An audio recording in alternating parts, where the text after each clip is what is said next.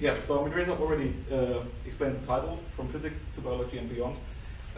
Basically it complements, as Andreas said, the practical things we heard in the keynotes, with some modeling and theoretical aspects, and especially with the difference or the common things in stochastic and deterministic modeling. So here's the outline, just to show this shortly. We have an introduction, then we follow up the stochastic models, deterministic models, and finally we show some applications of both to two sample systems. I skipped the slide who we are, because Andreas already introduced us. So let's start with this. So molecular communication systems, or the things we are dealing with, are very versatile and very complex, and especially for biological things, this comes from the fact that nature has evolved over thousands of years, being very efficient in transmitting information. So two example systems might be, on the one hand, for example, synaptic communication, where a presynaptic cell, which we would interpret as a transmitter, releases neurotransmitters traveling through the synaptic cleft, which we explain as a channel, and then they are received at the postsynaptic cell by some receptors, which we would say then, okay, this is a receiver. Similar, we can apply this communications paradigm also to drug delivery systems, where a drug carrier, for example, a nanoparticle, releases drug molecules, and this might be then a transmitter. Then these drug molecules are traveling through a channel somewhere in the body, and the diseased cell or the nucleus might be a receiver. And again, a third example might be something like a microfluidic chip, or just a tube-based system or something, where we have some release of molecules somewhere, or some sensing somewhere where molecules are released. They are traveling through the chip, through these tubes where diffusion and flow is inside. And then at some point there's a receiver. This might be another nanoparticle or a sensor from the outside, which is just counting molecules or measuring concentrations or something else. Yeah, I already explained that. So from a high level, we can mostly apply this paradigm to say, okay, we have a transmitter, a channel, and a receiver. But the exact setting, and especially the channel, may vary through these applications. So we have a lot of space dependencies, we have time dependencies, we have effects we cannot describe. However, we might be able to ask a common question, which is very simple. So like, how many molecules are in a target region? This is maybe one of the most obvious questions we can start with. So for example, for the synaptic cleft, how many molecules are at the receptors, or here, how many molecules are in a sensor region? The way to answer this question depends on the system. So where is the target region in the considered molecular communication system? Which effects occur in the systems? And especially when we're going to practice, which of these effects can be somehow described? And then also one question which is always important, which of these effects have the most significant influence? So because maybe we can neglect some, maybe some are more important than the others. The best way to arrive at these answers is a carefully derived system model. But what is now the best way to model an MC system? And this is kind of the beginning of the talk. And therefore I shortly want to explain, at least on a low level, the difference between stochastic and deterministic modeling. So when we would look at a petri dish, and with one cell inside, then we have some stochasticity in the position, and this is important. But when we add more cells, or more bacteria, or something else, and we go one step back, the individual position is less important, and it's more, we're talking more about concentration. So there are more, there are less. The same example can be done for looking at a received signal. So a stochastic model would account for the randomness. So we all know this, we are doing particle-based simulations. Doing just a few runs or having just a few molecules, we can see in the received signal, we have the stochasticity. And when we would apply a deterministic model, this would just bring us to the mean of this received signal here. Basically, stochastic models can capture these randomness in the behavior and provide also straightforward simulation methods for rather complicated systems. On the other hand, deterministic models can provide a description of the behavior for large quantities of matter, so with the example of the petri dish, for example.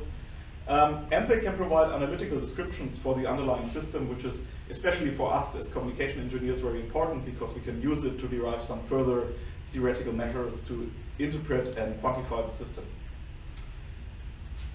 We will see that these models are two sides of the same coin, and which of these modeling approaches is preferable depends on the considered system, and especially on what we want to know from this system.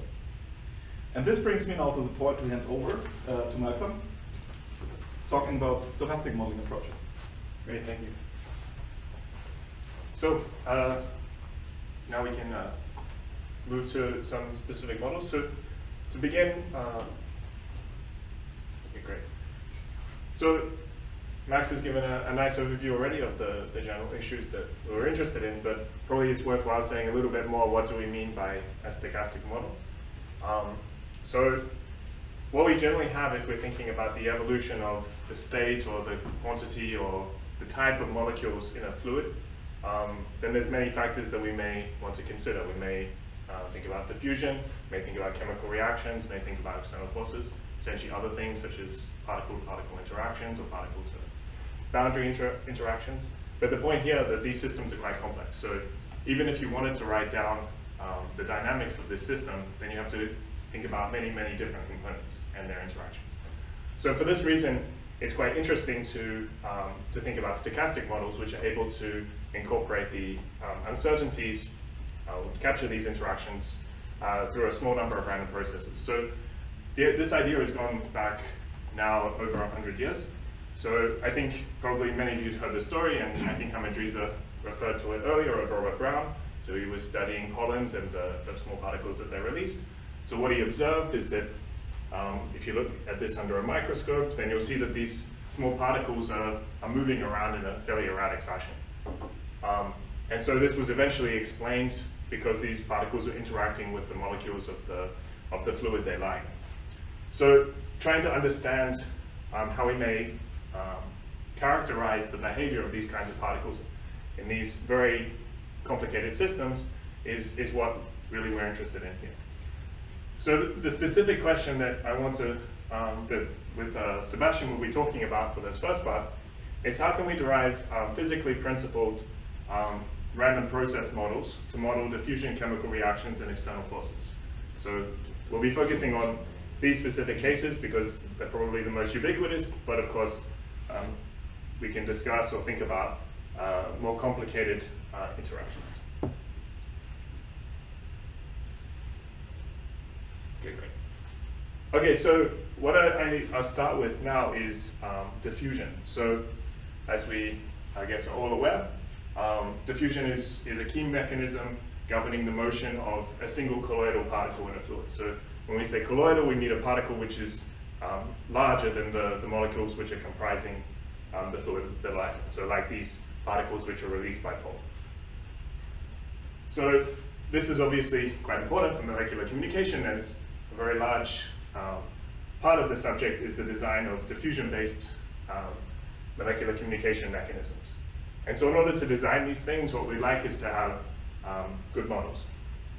So to go along our way to try and derive something that's useful, we can start with some fairly old physics at this point. So if we have this particle with a mass m, and we have a location xt at time t in some three-dimensional fluid, then if we just want to apply Newton's second law, then we just get this. We have F equals mass, the force equals mass times the acceleration, right? So this is the starting point that we can apply. So what we're kind of interested in then is, well, how do we characterize these forces which are appearing here? So we can incorporate a few things. So we can incorporate drag forces, so friction. As these particles are moving through the fluid, then there's some drag forces which are acting on them. We may have external forces, so gravitational, if the mass is sufficiently large.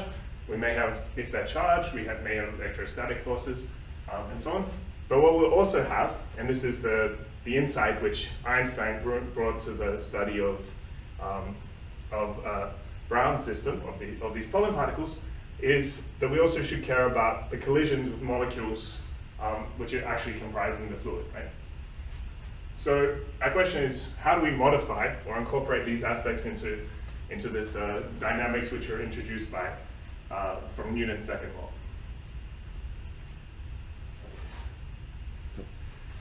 All right, so you just jumped ahead too. Sorry.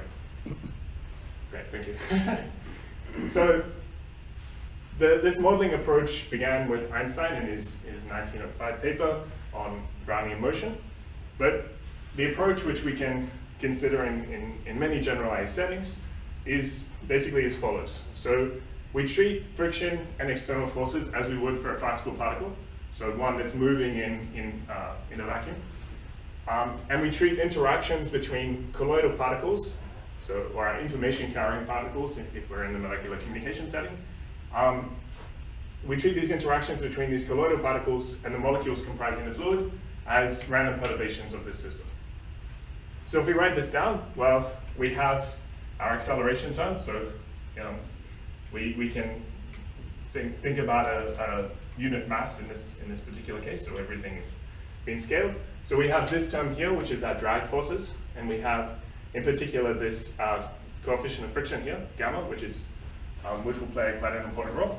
We have these external forces. So these are coming from, for example, electrostatic forces on a charged particle. And we also have these random perturbations here. So this is the thing which is going to allow us to model the interactions between this colloidal particle and the molecules comprising the fluid. Okay, so most of these things I think are reasonably clear. So this is, if we ignore this term, this is how you describe in classical kinematics, how you describe the motion of a particle in a vacuum, right? Or not in a vacuum, but for example, moving through air. It's this term here that's a bit new. And so we'd like to understand how we should model it. And so a typical way of doing this is that our perturbation is independent of the location x. So imagine that all these molecules are moving around in the fluid. There's no sort of a priori reason why they should be correlated if there's a large enough number of them. So the average perturbation is 0, and that there's no correlation in these perturbations. So these are kind of standard assumptions you may make about a generic fluid where there's lots of particles that interact in the same kind of way, and there's no preferred direction or time-varying dependence in these perturbations on this colloidal particle. So when we do all this, then this equation here is known as the Langevin equation. So one thing I'd like to note, and hopefully it's reasonably explicit here, is that all of these parameters, so the drag coefficient, the external forces, even the essentially the scaling parameter of the random perturbations, they may be dependent on the location of the molecule in the fluid. So this is maybe something which is a little bit different to what much of work in molecular communication, which is sort of assumed homogeneous parameters, so independent of the space, of the location of the particle. So I just make one remark as well related to this formulation. So this is in fact not even the most general version of this, right? So here I've assumed that in each direction, these parameters are the same. So in the x, y, and z directions, we have the same coefficient of friction and the same scaling parameter for the random perturbation. But this can be generalized if you have a system which requires it. Okay, so this Langevin model in general is not so straightforward to solve. It's a second order kind of differential equation. So to make our life easier and to use some of the properties of the systems we're looking at, well, what we have in general is a very small mass, right? So colloidal particles, even if they're bigger than the molecules comprising the fluid, they're still quite small. And so what we should expect is that these inertial forces, so which, if I can go back, are going to correspond to this mass times acceleration term over here, they should be negligible compared to the rest of the forces which are acting on this particle.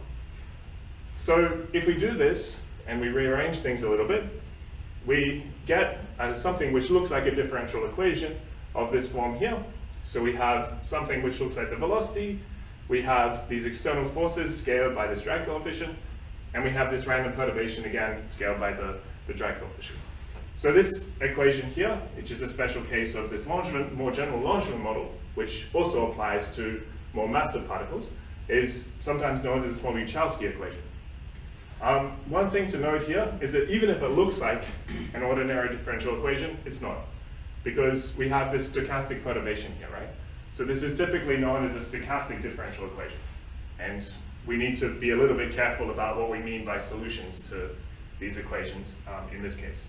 And in particular, we can't derive solutions to this problem using standard calculus, right? So you can't sort of integrate this thing, because I mean, what's the integral of a random variable, right? So that's one point we should we should be careful about. Fortunately, many smart people, including Norbert Wiener, worked out this stochastic calculus. And so here, in fact, probably the more rigorous way to interpret this equation is as an integral equation. And here we have this integration with respect to what's known as the Wiener process, or the Wiener random measure, right? And so the consequence here is that because we have this random perturbation, the solution to this equation will also be a random process, right? So this is something to keep in mind. Okay, so one observation that is maybe not immediately obvious from a mathematical point of view, but which is hopefully intuitively obvious, is that the Small-Wachowski equation is a continuous time Markov process. So why should that be? Well, if we initialize this system at a particular time t and at a particular location, then where it goes in the future should depend only on this initial condition and not where it was at time -2 seconds, for example, right? So what this means is that we have this dependence, this one-step memory, if you like, which defines it as a kind of Markov process. So if you're familiar with Markov processes, hopefully that's clear enough.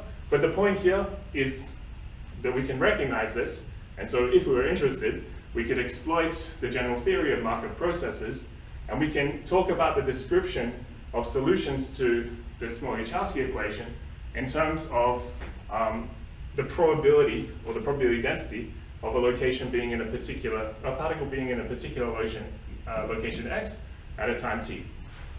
And so the solution, so obtaining this, is obtained by what's typically called a Kolmogorov-Ford equation in general, but in this particular context, when we're talking about long-term models, it's more commonly called a Fokker-Planck equation.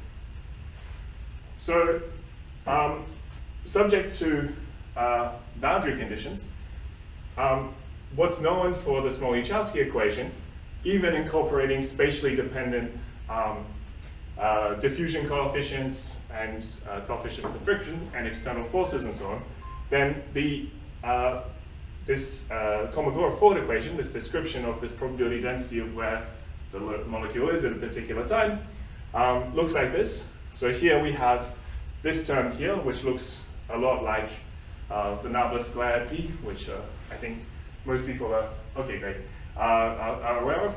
And we have this other term here, which is incorporating the effects of external forces. So noting that if we set the diffusion coefficient to be spatially homogeneous, so the same in every location, and the external forces to be 0, then we recover something that I think we're quite used to. We can impose boundary conditions on this model by, for example, if we want to have a reflective boundary, we can have what's known as a Neumann condition, which Max will talk about a little bit more when we're looking at a deterministic setting. But in this case, the boundary condition appears through what's known as a probability flux. Okay, so a question we can ask, so maybe solving this thing is not necessarily so straightforward in general, but we're dealing with particles moving around in a fluid, so maybe we can try and simulate trajectories of this process. So if we wrote it down and we thought about it as a normal ordinary differential equation, then how would we solve it numerically? Well, we may apply some kind of Euler method, right? So this is a kind of discretization of the ordinary differential equation.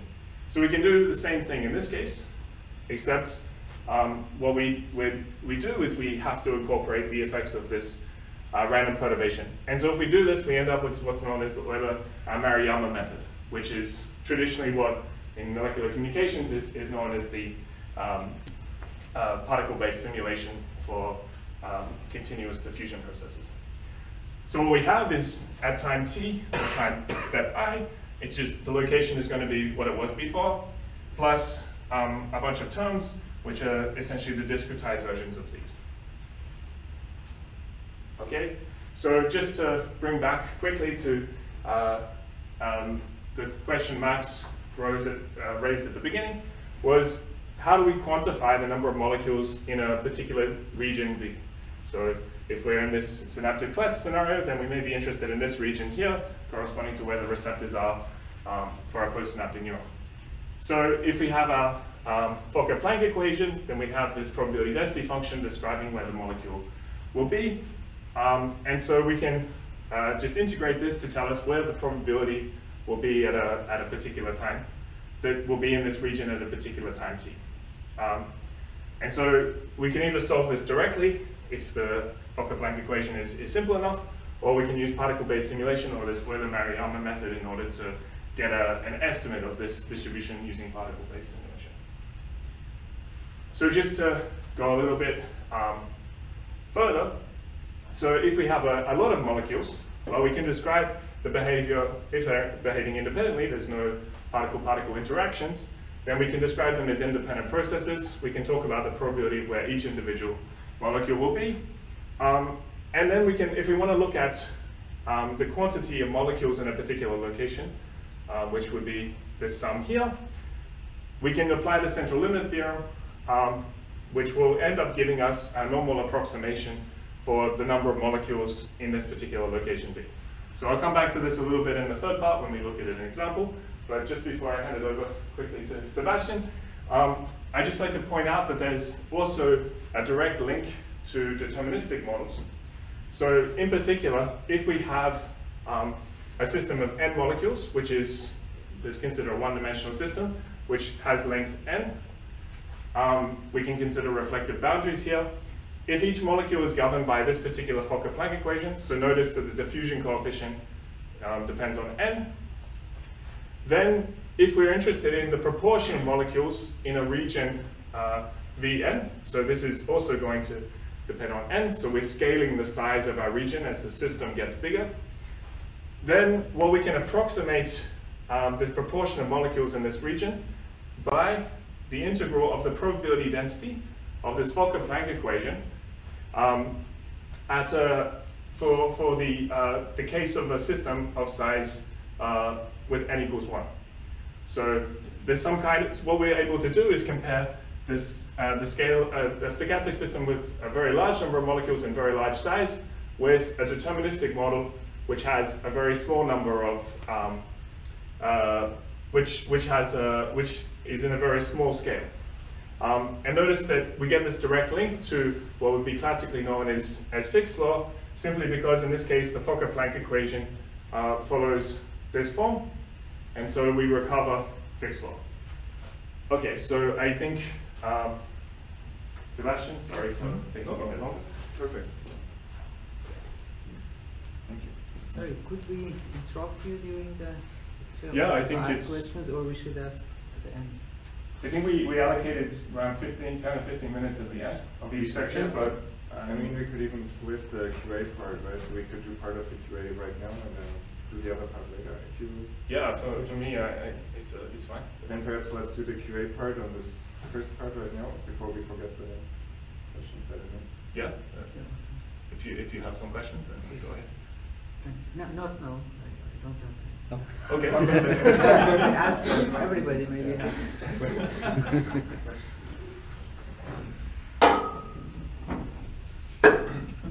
Okay, so thank you so much.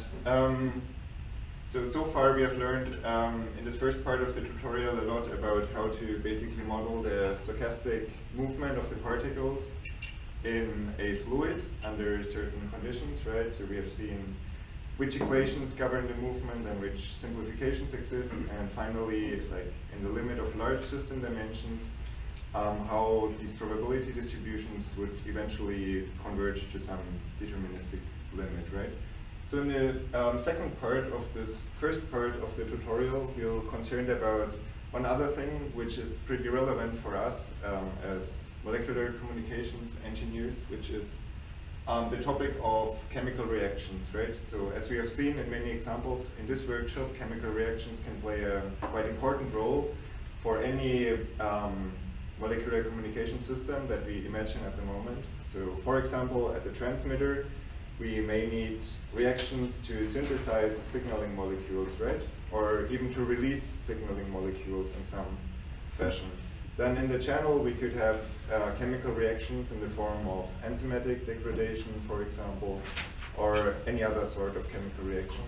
And finally, at the receiver, chemical reactions could first be a way to perceive the molecules, so to sense the signaling molecules, like in the example that Murat presented on the very first day. So if we have receptors, for example, expressed at the receiver.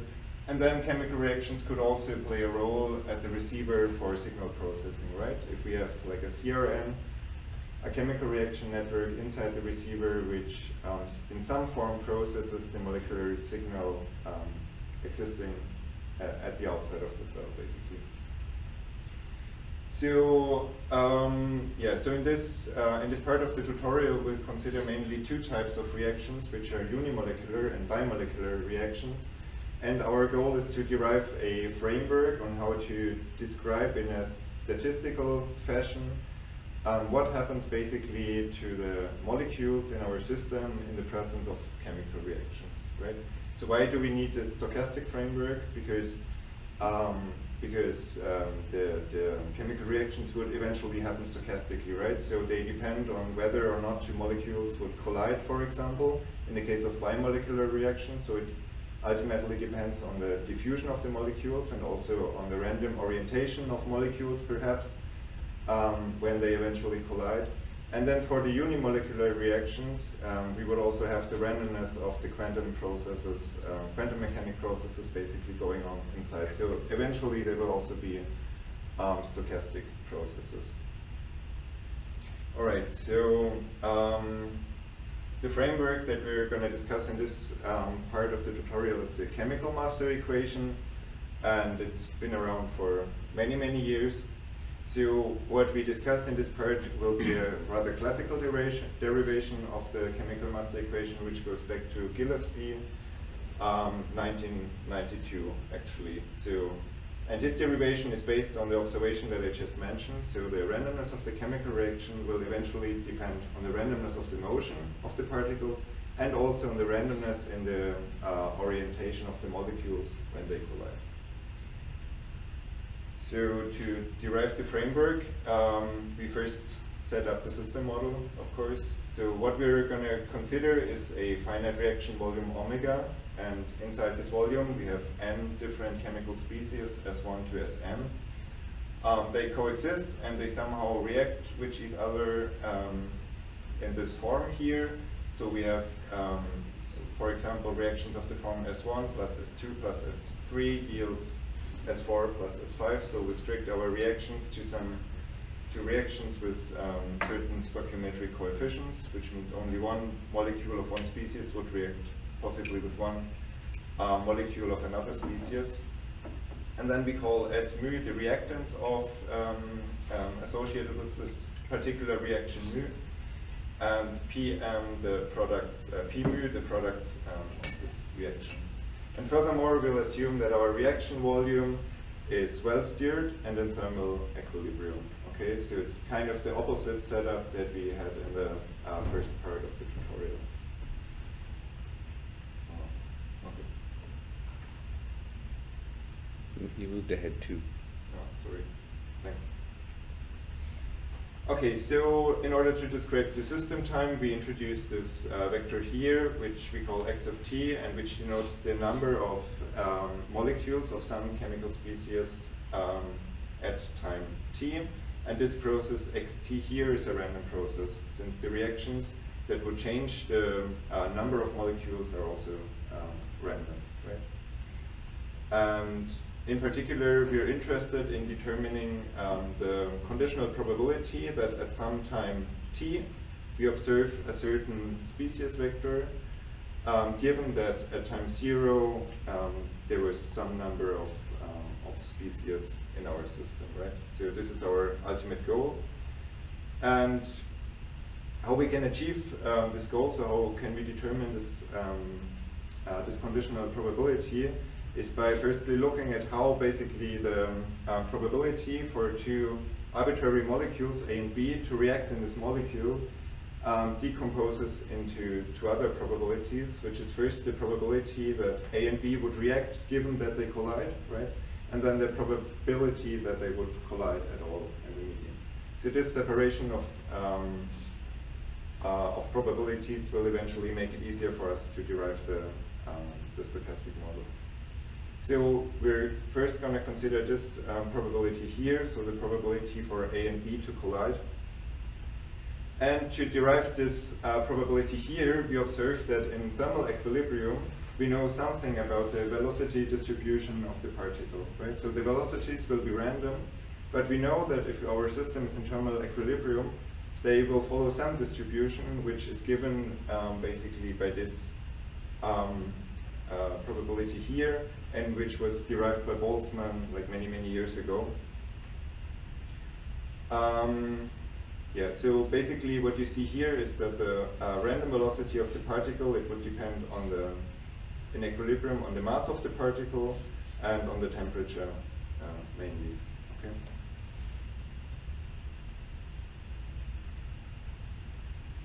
Okay.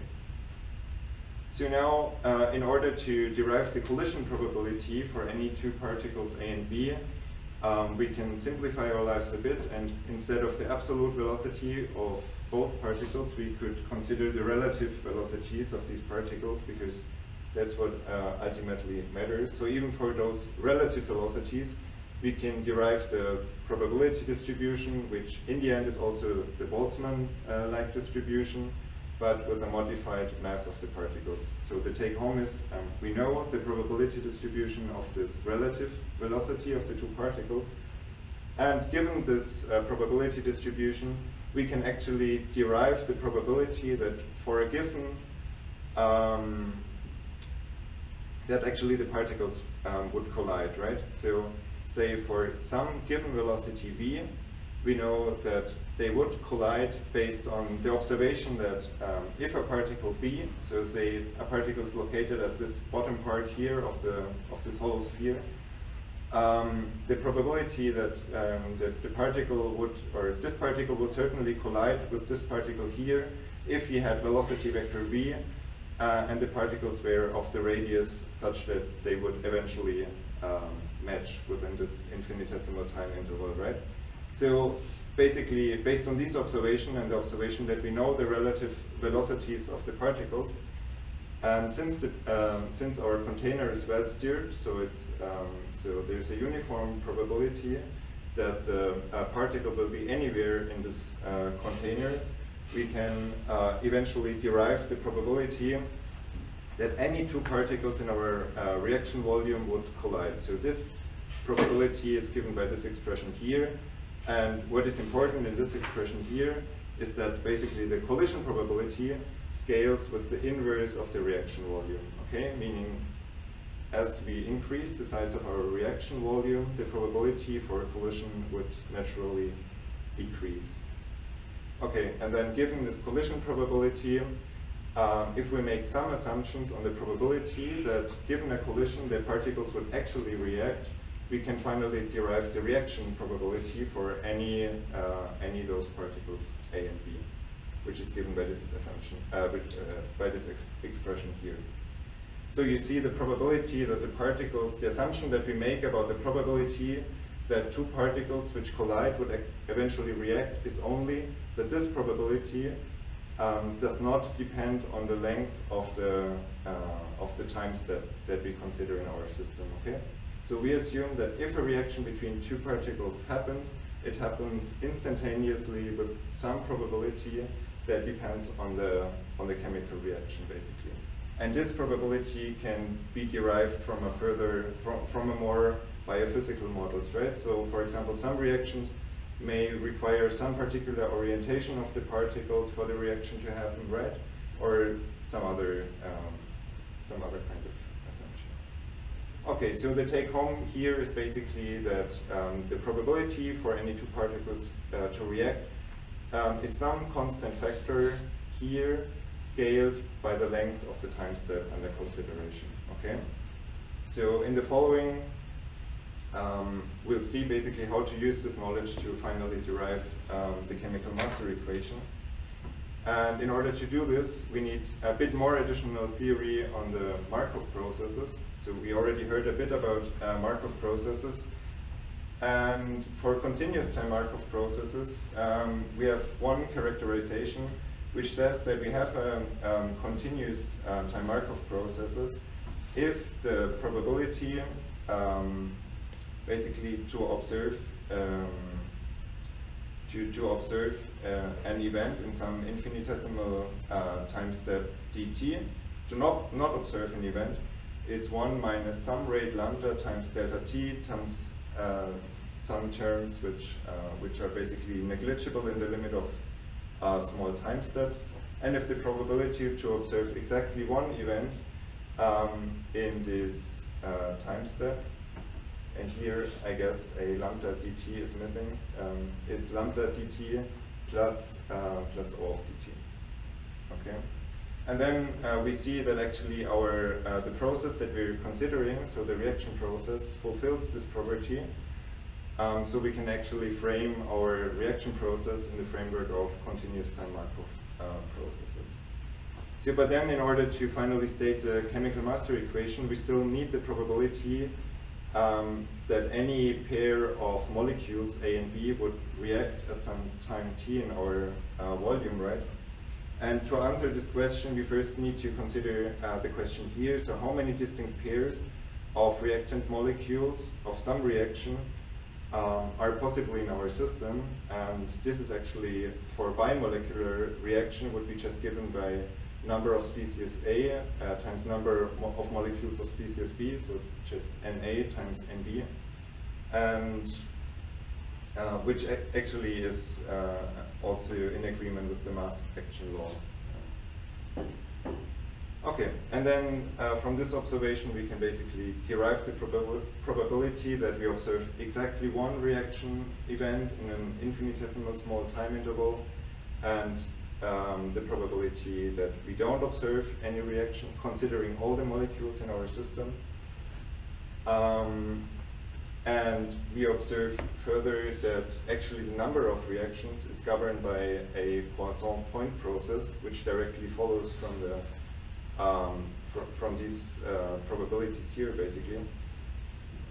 And in particular, we know that a Poisson point process is also a specific type of continuous time Markov process, which leads us eventually to the chemical master equation, which describes the probability, the conditional probability that we're interested in, as a sum of reactions, so of basically the probabilities that one reaction would happen minus the probability that no reactions would happen in some infinitesimal small time interval.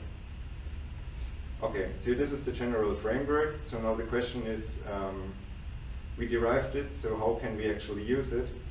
And the answer is not that trivial, because I mean it's a system of linear ordinary differential equations, right? In P, but it could possibly be a very high-dimensional system, right? So imagine you have a system with two species, and each of the species could possibly have infinite number of molecules, right? Then, I mean, even for one species, this equation here, the system of equation could be of infinite order, right? So the question is, we have this model, but is it useful at all? And then the question is, it can be useful, but it certainly depends. So one thing that we could do is we could go back to the stochastic description of our system, which is in terms of the Poisson processes, right? And what we could do with this description is we could just use the Euler-Maruyama method. No, sorry, not the Euler-Maruyama method, but the Gillespie algorithm, basically, to simulate it, right? So the Gillespie algorithm basically is an exact simulation algorithm, which for any set of reactions that we have in our system can produce exact trajectories of these random processes, basically. So this is something that we could always do. The drawback is a bit that the complexity of the Gillespie algorithm scales with the number of reactions, right? So each reaction in the system is basically is simulated. So if we have a large number of reactions, this will also be not a very feasible approach. Okay, and then one other method, basically one other simulation method, which overcomes this problem of the high complexity of the Gillespie algorithm, is basically based on the following observation. So if we have this chemical master equation here, what we could do is, one obvious simplification is we could consider the species not as discrete random variables, but as continuous random variables, right? So x of t could be also considered as a continuous random vector, continuous valued random vector. And if we do this, we can apply Taylor expansion, right, around some point x. And if we do this, then, and we assume that basically our propensity functions here, they also have some form of Taylor expansion, which is true for like all the mass action laws and also for many of the other reaction schemes that we could have. Then we finally arrive at the so-called Paramus-Moyal equation, which is just the Taylor expansion of the CME, and which I mean kind of is similar to the advection diffusion equation, right? So you have this drift term here, which depends on the first order derivatives of the probabilities basically, and then we have the diffusive term, which depends on the second order derivatives, right?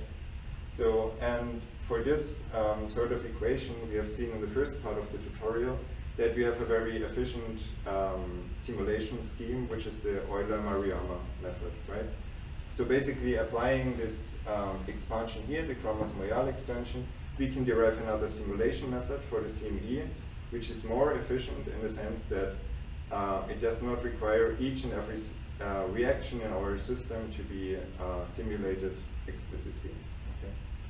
So we sort of overcome this problem, and we could even, from this Paramus-Moyal expansion, we could even derive some more useful insight, in the sense that considering only the first order term in this expansion, we can derive directly an expression for the an evolution equation basically for the first order moment. So for the expected value of the population of any species I. Okay, so this comes directly out of the Paramus-Moyal expansion. And then considering both terms, we end up with this basically Langevin model that we have already seen. Okay, so to conclude this part on the CME, I also want to give you some idea on how the CME could be approximated or solved using analytical methods, right? And sort of the extent to which it's possible to solve CMEs analytically depends on the CME, right? So if we have linear propensities, chances are better that we could actually derive some analytical solution. Furthermore, if we're only interested like in the steady state behavior of our system, so say we have any reaction network which converges to some sort of steady state, and we only want to derive the probability distribution for the steady state, we'll have an easier job than as if we were considering the transient regime, right? So this basically determines the number of tools that we have available for an analytical investigation, basically. And some of these methods are, for example, matrix analytic methods. So if you think of the CME as a system of ordinary differential equations, you could equivalently write it basically as a matrix vector multiplication, right? And then solve it using a matrix exponential. And then exploiting some properties of the matrix, you could apply these matrix analytic methods. Another method is the method of generating functions, and we'll see one example of this method in the last part actually of the tutorial. Then you could use some sort of system size expansion methods. So perhaps you've heard about the linear noise approximation. So this is a technique where you basically expand in this parameter, you expand the CME in this parameter omega, and you arrive at some approximate expression again for the CME. And then finally, you have a bunch of other methods, such as moment closure schemes and so on. So, okay, so this is basically, this concludes the part of the CME, and now I guess I hand over again to MolCom to see what else we could do. So I guess we get very close to our break, so hang in there a few more minutes. So what we've been talking about so far, at the beginning we talked about diffusion, how to model this, for example, using Langevin models.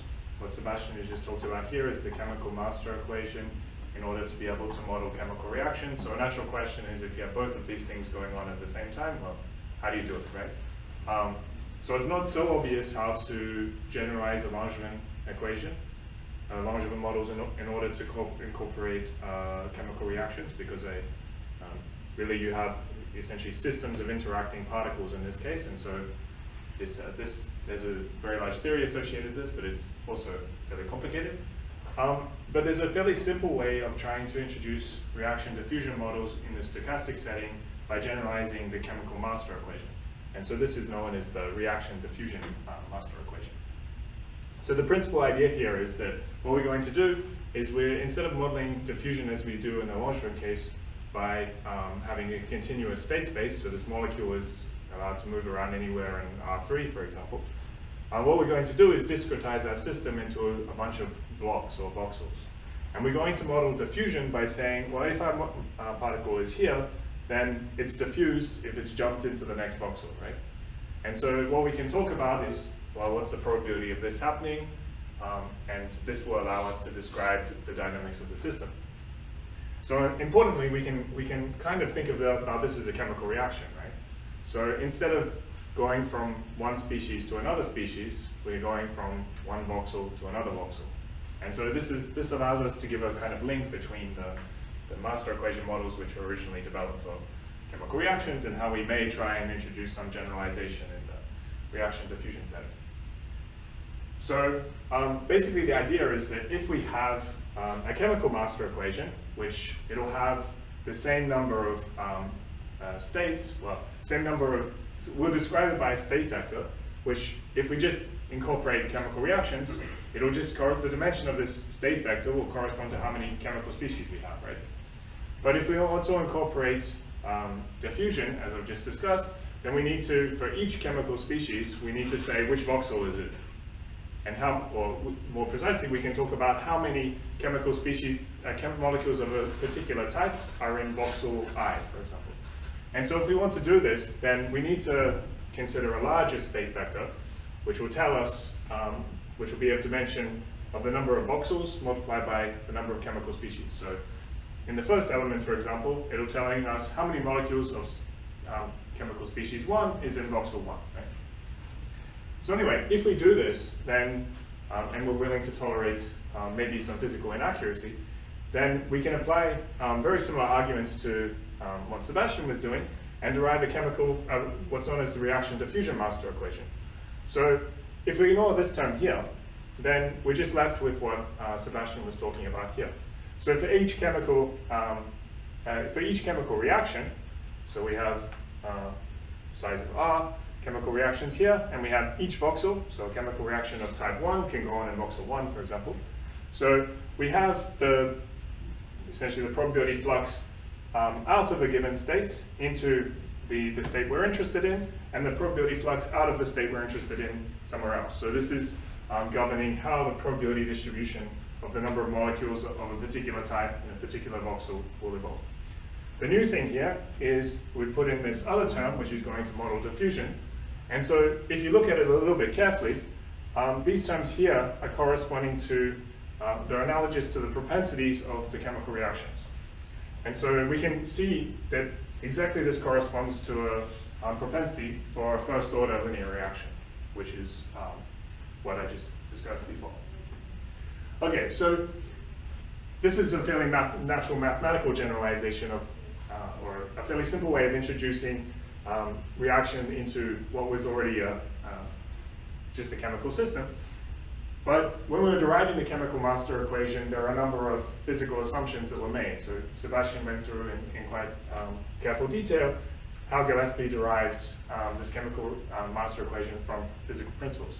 Here we've sort of thrown this out in some sense, but implicit in what we've done is that within each voxel, the fluid is well stirred and at thermal equilibrium, and diffusion is modeled via these jumps between voxels, so you're kind of restricted to where the particle can go. So there's a serious question of whether this is physically realistic, and one way we can try and think about whether this is at least consistent with physical reality is to look at what happens when we have a large number of molecules. And so in this case, we can ask the question whether in some sense the behavior of the reaction diffusion master equation agrees with macroscopic models.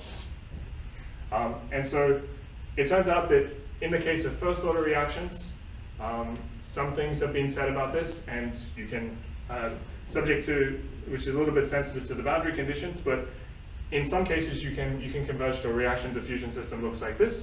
So here you have this macroscopic model where this is the diffusion term and this is the term related to the chemical reactions.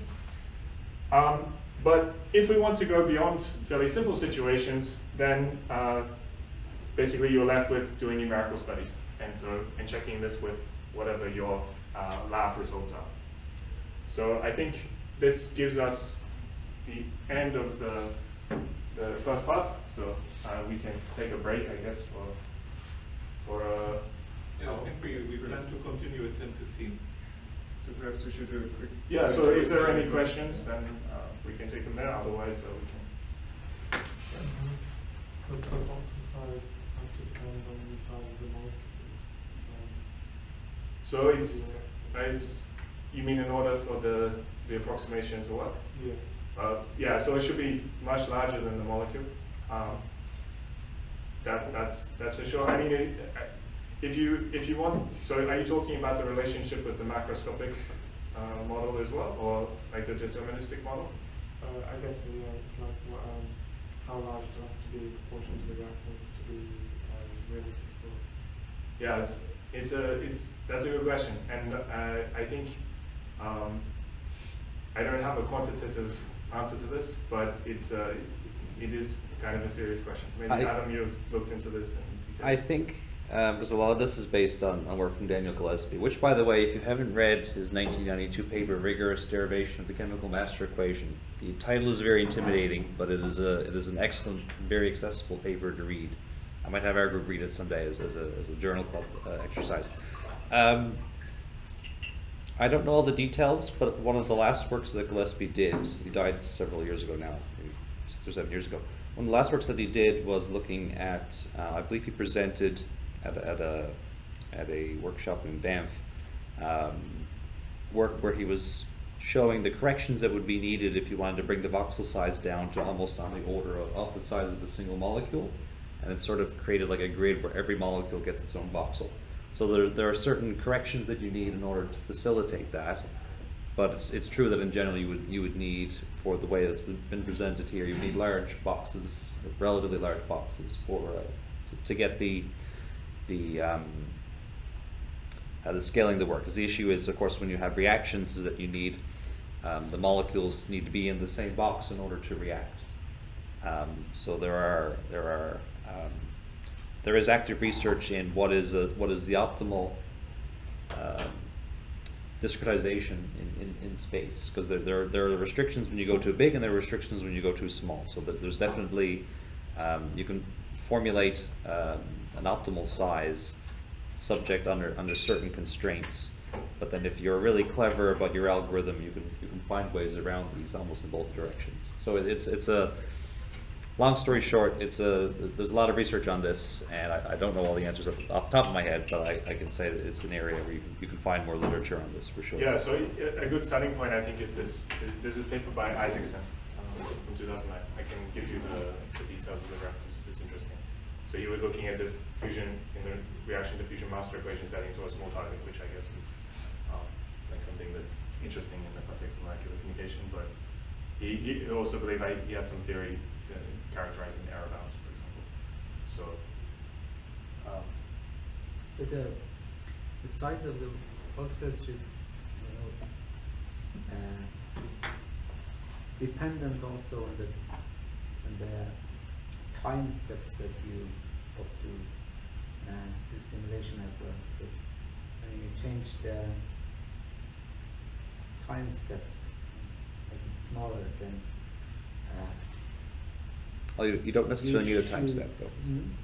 The time steps will be created by the Gillespie algorithm. yeah, in Gillespie it's discrete in space but continuous in time. So the time until the next event is an output of this type of approach. So you don't actually define a time step. Time step is generated by the simulation. Then you just discretize the space. Yeah. But for doing the simulation, finally you need to. Nope. The output is the time. That's what gets randomly generated. In Gillespie it's the time until the next event is the thing that is the dice roll, if you will, that drives this kind of simulation. So what you do is you basically sum up the rates of all reactions that you consider, and in this model the diffusion to a neighboring voxel would be just considered as one more reaction in the system. So in the Gillespie algorithm you sum up the rates of all the reactions that you consider, including the diffusion in this case. Then you determine the point or the time interval until the next reaction, and then again you roll a dice to determine which of the reactions that you have in the system actually happens. So it's basically a two-step algorithm. But because I was thinking that if you just keep the time continuous, then and waiting for the next event, if the diffusion is faster than reaction, as in scale. Yeah, no, I guess that's what happens if you choose the voxels too small, right? I mean, because the diffusion probability will depend on the voxel size and also the diffusion coefficient. But this gets very clever because it actually scales quite well from Gillespie all the way to what we consider normal, just continuous finite element solving of differential equations, because as the number of reactions becomes very large, you can apply, you can generate random variables to actually, you can end up with a time step if you scale it up large enough, and then you say a large number of reactions take place within my delta, and then you use either Poisson or Gaussian random variables to say this was the number of reactions that occurred in my time step. And in a central limit theorem approach, this tends towards a deterministic solution. I don't know if I've spoiled the next section of the tutorial. No, but yeah. So I guess don't you also? Yeah, I have plenty of questions, but I don't want to polarize because I'm the most interested student that you have, but the less trained to this. In any case, I have a general comment. Something about the terms, terminology. When you say the number of molecule in a volume, why you don't say concentration? It is the terms that chemistry use. Yeah, because here we, I mean, in our thinking, we consider concentration sort of as continuous quantities, I guess. But I mean, of course, you could consider them equivalently. I mean, it makes the math a bit easier because we can operate on the natural numbers, right? If we think about the absolute number of molecules. Whereas otherwise we would probably... The definition is the number of molecules that you have inside a volume. So that's the definition. Okay, I can understand. But I think it's interesting. It's interesting to talk about the absolute number of molecules when you're interested in the stochastic modeling, right? Mm-hmm. Because it's, I think, more natural to think about it in this way. But I mean, it's true that this was a point we come back to a bit later.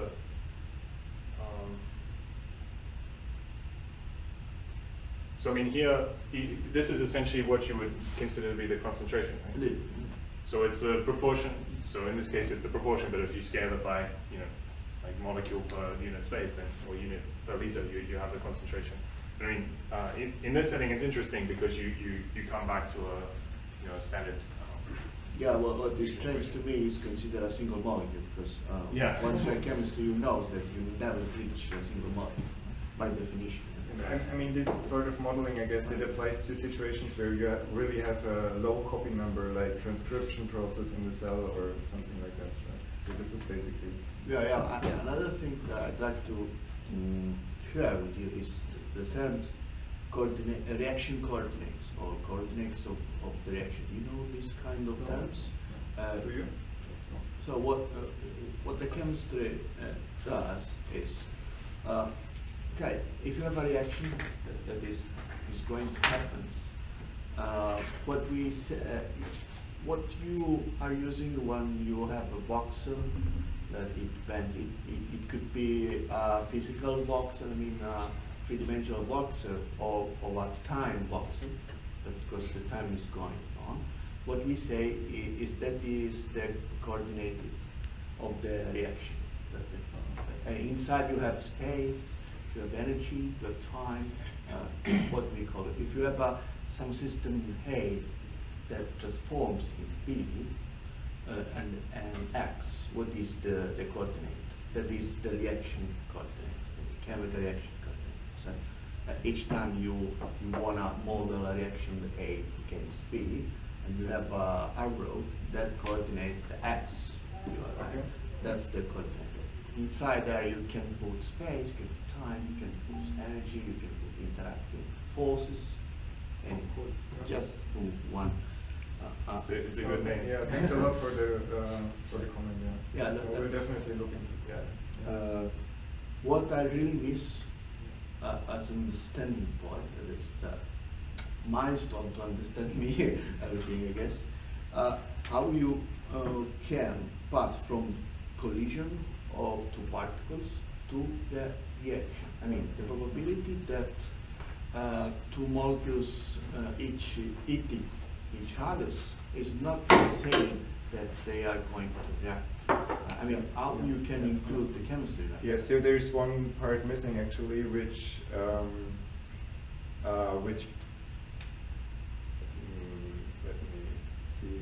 So, which is basically, so I have not gone into much detail on this P mu here. So P mu is actually, I guess, what you were saying. So we have like the probability that two particles react would first depend on the probability that they collide, right? This would be that's one thing. And then if they, so you're saying if they collide, there would be even a chance that even if they collide, they would not react, right? That's what usually occurs. So this is basically what this probability P mu here stands for. So, for example, one model could be that if two particles collide, they have some sensitive region, right? So, and they would need to collide such that the two sensitive regions somehow touch each other, right? So only in cases, so I mean there are different models, right? When a reaction could possibly happen if two particles collide. So one model could be that they would only react if the two sensitive regions overlap in some sense. Right? I honestly, I don't want to be rude. I'm with you as a chemist. If you mean as region, not a physical region, not an area, no, but some energy. No, I mean this is I mean this is actually, I mean there are other models which rely more on the momentum, for example, or also like if the if we considered this collision of the two molecules. In chemistry, what we call this theory is Imperial Pumps. Okay. Once you study physical chemistry, you first study the Imperial Pumps, then you start to insert that, include thermodynamics there, and if you have if you have negative Gibbs energy, then the reaction occurs. So this is the more or less the first month of my lecture in the class with completely different terms. More or less the same. So I mean, I guess I cannot comment on the most abstract form. But what I can say is that Gillespie in his paper in '92, he considers some biophysical reaction mechanisms. So one includes this overlapping thing. The other is like the momentum or the energy if two particles would collide, which depends on the velocity and also on basically if they would collide like directly or if they would only collide peripherally in a sense, right? It's So not a matter of the.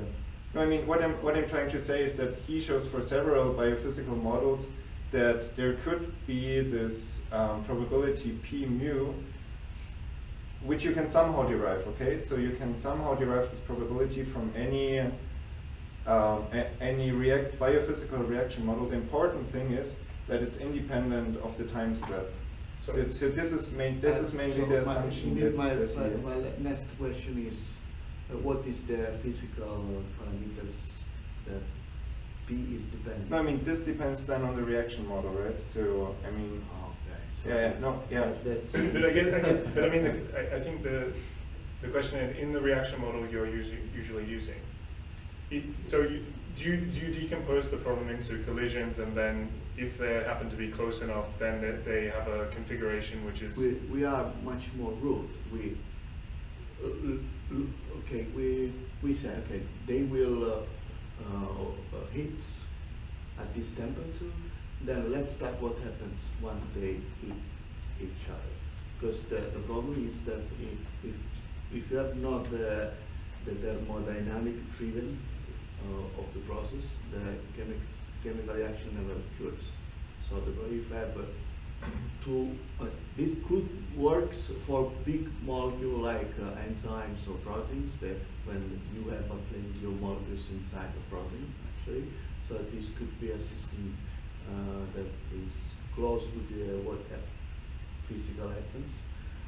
But if you don't know the p-value, you cannot move from the collision to reaction. Yeah, no, I mean, of course, I fully agree. No, I mean, there must be some model that you need to accept or adopt basically to arrive at this parameter.